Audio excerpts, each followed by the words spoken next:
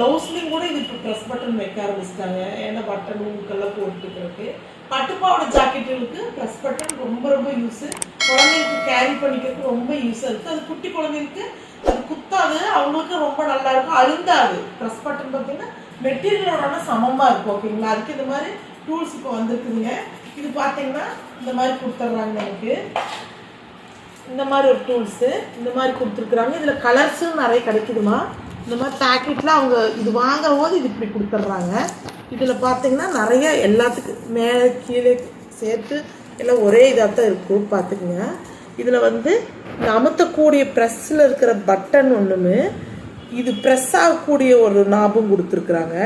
இப்போ இதில் ஒரு செட் எடுத்து வச்சுக்கணும், இதில் ஒரு செட் எடுத்து வச்சுக்கணும். ஓகேங்களா? இதுதான் நம்மளுக்கு இப்போ தேவை. இந்த குமிழ் மாதிரி இருக்கிறது வந்து இதில் போய் ப்ரெஸ் ஆகக்கூடியது. அதில் இதில் ஒரு செட்டு, இதில் பிடிச்சிக்கிறதுக்கு நாபு, இது ஒரு செட்டு, இது ஒன்று. ஓகேங்களா? பார்த்தீங்கன்னா இதில் ஒரு லாக் மாதிரி கொடுத்துருக்குறாங்க சின்னதாக. அதாவது எப்பவுமே இப்படி விரிஞ்சிருக்காம இப்படி கூடி இருக்கிறதுக்காக இப்படி ஒரு நாப் கொடுத்து இப்படி லாக் போடுற மாதிரி கொடுத்துருக்குறாங்க. இது எடுத்து விட்டிங்கன்னா இப்படி விரிஞ்சிக்குது. இதில் பார்த்தீங்கன்னா 2 ரப்பர் கொடுத்துருக்குறாங்க. மேலே ஒரு ரப்பர், கீழே ஒரு ரப்பரு. இதில் ஒன்று குழி மாதிரி ஒன்று கொடுத்துருக்குறாங்க, ஒன்று வந்து ஹோல்ஸ் மாதிரி கொடுத்துருக்குறாங்க. இப்போ பார்த்தீங்கன்னா நம்ம வந்து இந்த குழி மாதிரி கொடுத்துருக்கிறதுக்குள்ள இதை வச்சுக்கணும். ஓகேங்களா? இதை வச்சுக்கணும், இந்த பல்லு மாதிரி இருக்கிறத வச்சுக்கணும். இந்த மேலே இருக்கிறது பார்த்தீங்கன்னா இந்த பகுதியில்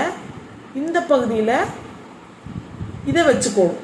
இதை போட்டு லாக் பண்ணக்கூடியதை வச்சுக்கணும். ஓகேங்களா? இதில் பாருங்கள், ஒரு பக்கம் உள்ள கொஞ்சம் நல்லா திக்காக உள்ள டீப்பாக இருக்கிற மாதிரி இருக்கும், ஒரு பக்கம் மேடாக இருக்கும்.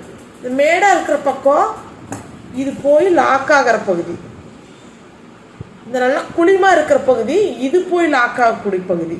அதனால் நீங்கள் என்ன பண்ணணும், குழிமா இருக்கிற பகுதி மேலே வர்ற மாதிரி வச்சுக்கணும். ஓகேங்களா?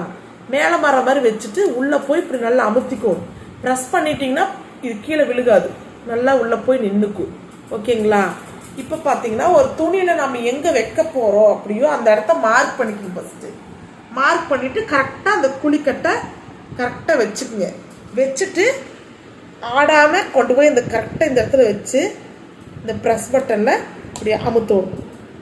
அமுத்தி நல்லா ப்ரெஸ் கொடுத்தீங்கன்னா இது நல்லா போய் இந்த நாப்பு போய் நல்லா அமுத்திக்கும். இது ப்ரெஸ் ஆகி நல்லா அமுந்துருச்சு. ஓகேங்களா? இப்போ அடுத்த செட்டில் நான் இங்கே மார்க் பண்ணி வச்சுருக்கிறேன். இது பார்த்தீங்கன்னா இது வந்து மேல் பக்கமாக இருக்கணும். ஓகேங்களா? இது வந்து மேல் பக்கமாக அந்த ஹோல்ஸ் இருக்கிற பக்கம் இப்படி போட்டுக்கணும், தலைகளாக வைக்கணும், அமுத்திக்கணும். அமுத்திட்டு இது வந்து கீழ் பக்கமாக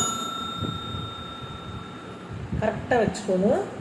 வச்சுட்டு எந்த இடத்துல நம்ம வச்சு அமுத்த போகிறோமோ அந்த இடத்துல வச்சு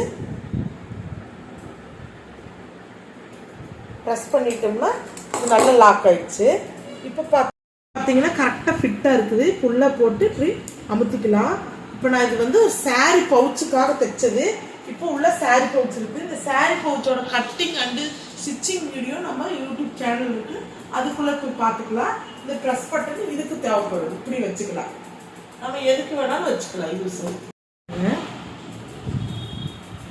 ப்ளவுஸு, இந்த சாரீ